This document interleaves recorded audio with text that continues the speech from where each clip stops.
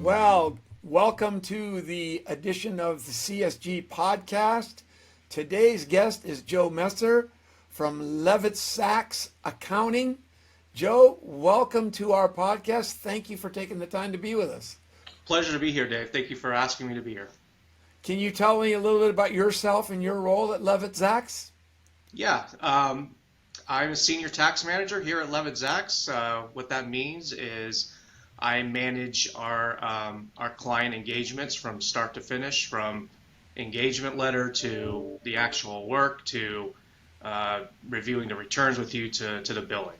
I manage those clients for the shareholders. I also have clients of my own, so I have a little bit of a hybrid role. And LevitZacks has been been serving Greater San Diego for over 55 years. Oh, wow.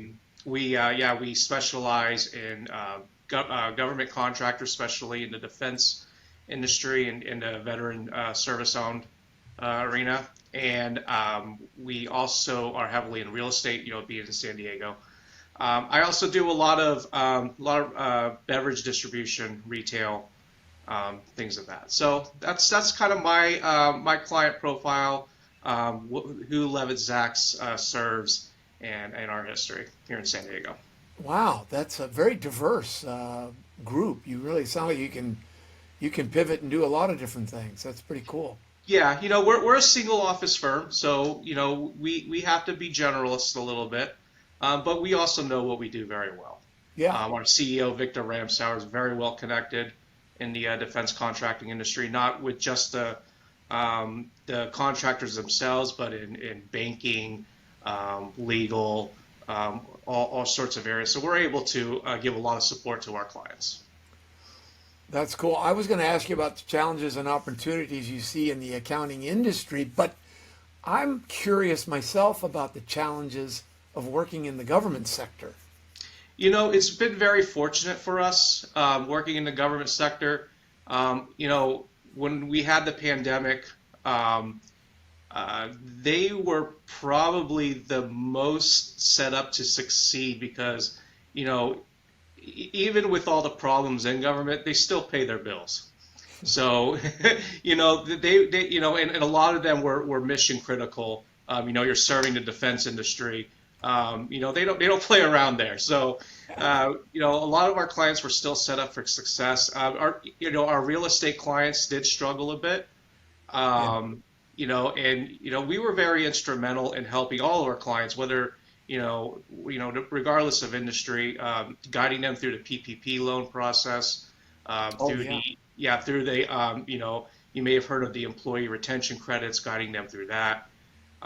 So we really set ourselves apart from other single office firms on being very proactive in that arena and in guiding our clients through really difficult times.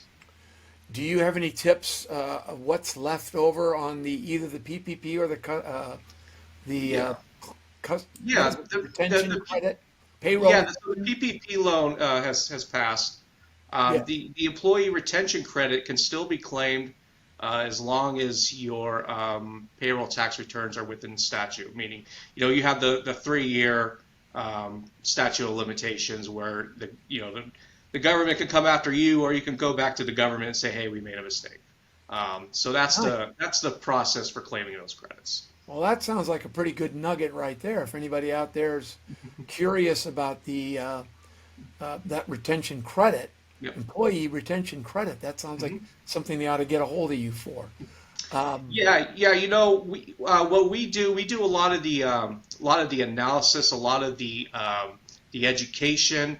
And then because we're not really set up very well to do payroll returns, we have partners that can do the heavy lifting, and they usually do it a bit cheaper than we can do it as well. Sure. Well, you can guide them, it sounds like. Yeah. So, I like to think of myself as as a general practitioner, or your GP when you go to the doctor, and your GP kind of like, knows a lot of stuff, but maybe there's one, they're not going to be able to treat cancer, so So we would, I would, if there's something I can't do, I know somebody who does, You and got it'll it. do a good job for you. That's exactly what we do in our business. Yeah, If we don't have the answer, we know somebody that does. That's really yeah. cool. And Uh, I think that's very important just in life in general. Nobody can do everything. Everybody needs support. And you want a network of people who are willing to help each other and provide you with resources when they can. that is that. Amen. That's our Yeah. creed as well. That's cool. Well, we talk a lot about technology. What kind of technology changes do you see in your world? Is it software? Is it government interface? Do we got about 8 hours? Yeah, yeah.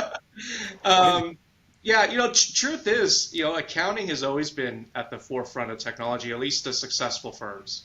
Mm, I'm not old enough to remember the days of column paper and sending returns out to prep mills, but I have some colleagues who are, and they've told me the stories about the first time they got Excel, and the first time they had software to actually spit out the returns. And so, another revolution is coming. mm. Artificial intelligence, I'm sure, ChatGPT is in the news all over, and AI is going to be taking over everyone's jobs. Truth is, AI has really always been it's been part of accounting for, at least my career, and maybe about 15, 20 years. It maybe just on a lower scale.